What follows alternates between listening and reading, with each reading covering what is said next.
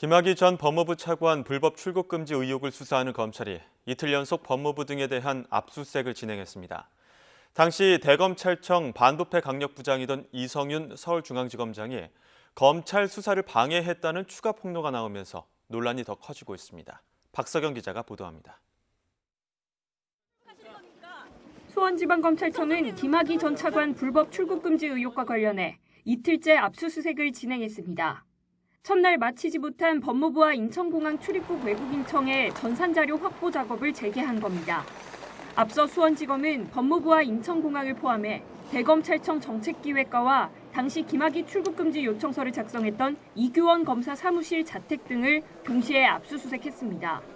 검찰이 확보한 자료에는 관련자 휴대전화 등 핵심 증거도 포함된 것으로 알려졌습니다. 검찰의 강제 수사에 맞춰 관련 의혹을 처음 신고했던 공익제보자는 수사 방해 의혹을 추가로 제기했습니다.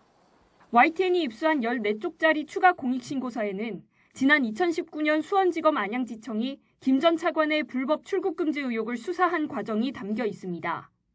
공익제보자는 당시 부적절한 출국금지 과정이 확인됐는데도 법무부 검찰국과 대검찰청 반부패 강력부가 개입해 수사가 중단됐다고 폭로했습니다.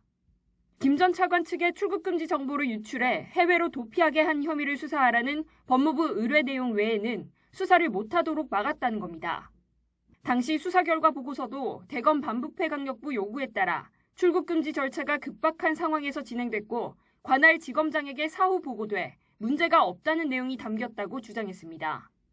공익제보자는 다만 당시 단계별 보고 상황을 구체적으로 모르는 만큼 대검 반부패 강력부 책임자였던 이성윤 서울중앙지검장 한 명만 직권남용 권리행사 방해 혐의로 추가로 신고한다고 밝혔습니다. 법무부 여러 부서가 동시다발적으로 압수수색을 당하자 추미애 장관은 검찰을 강도 높게 비판했습니다.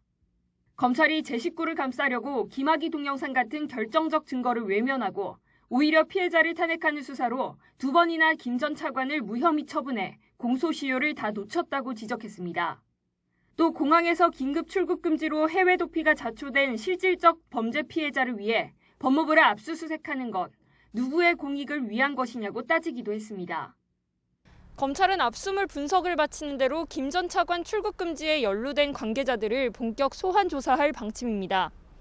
2차례 공익신고를 통해 법무부와 검찰 고위 간부까지 수사 대상자로 지목된 가운데 검찰 수사가 어디까지 확대될지 주목됩니다.